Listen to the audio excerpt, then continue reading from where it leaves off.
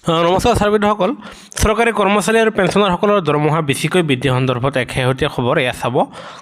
দৈনিক ভাস্কৰ নামৰ আগশাৰীৰ বাতৰি কাকতত প্ৰকাশ পাইছে আৰু য'ত লিখা আছে যে চৰকাৰী কৰ্মচাৰীসকলৰ তেওঁলোকৰ যি দিয়ে আছে 50%, সেয়া আপোনাৰ মূল দৰমহাৰ সৈতে মূল বেছিক পেৰ সৈতে সেয়া মাৰ্চ কৰি দিয়া হ'ব, মিলাই দিয়া হ'ব আৰু যাৰ ফলত চৰকাৰী কৰ্মচাৰী আৰু পেঞ্চনাৰসকলৰ দৰমহা বৃদ্ধি পোৱাৰ লগতে তেওঁলোকৰ ঘৰ ভাড়া ভাত্তাৰ লগত আন ভাত্তাসমূহ বৃদ্ধি পাব বুলি দৈনিক ভাস্কৰ নামৰ আগশাৰীৰ বাতৰি কাকতে যি বাতৰি প্ৰকাশ কৰিছে আৰু সেই বাতৰিত কি লিখিছে সেয়া আমি আপোনালোকক জনাবলৈ ওলাইছোঁ যে বৰ্তমান সময়ত চৰকাৰে গুণাগথা কৰি আছে আৰু যাৰ ফলত যিহেতু দিয়ে 50% অতিক্ৰম কৰিছে, সেয়েহে দিয়ে 50% কৰ্মচাৰীৰ মূল বেছিক পেৰ সৈতে সেয়া লগাই দিয়াৰ সম্ভাৱনা তেওঁলোকে প্ৰকাশ কৰিছে।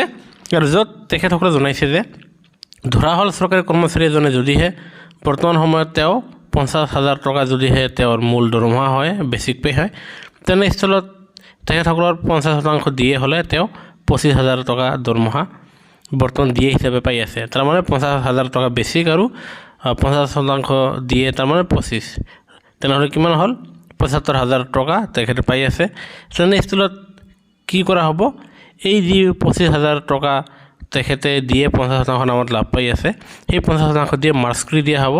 তাৰমানে বেছিক পোনে 75,000 টকা আপোনাৰ হ'বগৈ আৰু তেনে স্থলত আপোনাৰ মৰগীয়া বনছ পুনৰাই শূন্য কৰি দিয়া হ'ব।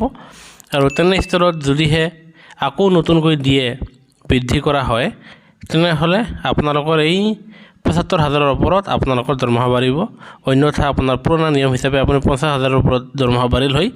তেনে স্থলত চৰকাৰী কৰ্মচাৰীসকলৰ যদিহে তেখেতলোকৰ 4% নাইবা 3% দিয়ে বৃদ্ধিত যদিহে 2,000 টকা বৃদ্ধি হয়, তেনেহ'লে এই ক্ষেত্ৰত আকৌ 3,000কৈ বৃদ্ধি হ'ব আৰু তাৰ ভিত্তিত আপোনাৰ বেছিক পে অনুসৰি কৰ্মচাৰীসকলে 1,000 টকাৰ পৰা তেওঁলোকে 10,000 টকালৈকে তেওঁলোকে লাভান্বিত হ'ব পাৰিব বুলি এই দৈনিক ভাস্কৰৰ বিশেষ শেহতীয়া লিখনিৰ পৰা ইয়াত জনা গৈছে।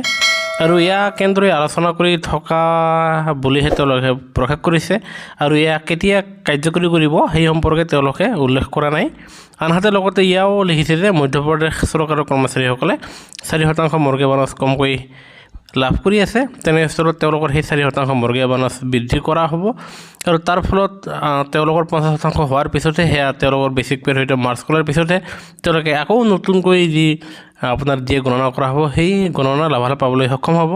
আৰু সেয়েহে দৈনিক ভাস্কৰৰ শেহতীয়া খবৰৰ ভিত্তিত চৰকাৰে দিয়ে মাৰ্চ কৰিব গৈ আছে এই বাতৰি পৰিৱেশন কৰাত আমি শেহতীয়া চাঞ্চল্যকৰ খবৰ আপোনালোকৰ মাজত আগবঢ়ালোঁ। আৰু যিটো কেন্দ্ৰীয় চৰকাৰেহে জানিব সেয়া মাৰ্চ হ'ব কি নহ'ব, কিন্তু খবৰ আমি আপোনালোকৰ মাজত লৈ আহিছে প্ৰকাশ পোৱাৰ বাবে ভিডিঅ'টো নিশ্চয় লাইক কৰি আপোনালোকৰ আন বন্ধুবৰ্গলৈ শ্বেয়াৰ কৰিবলৈ নাপাহৰিব। ভিডিঅ'টো চোৱাৰ বাবে ধন্যবাদ। জয় অসম।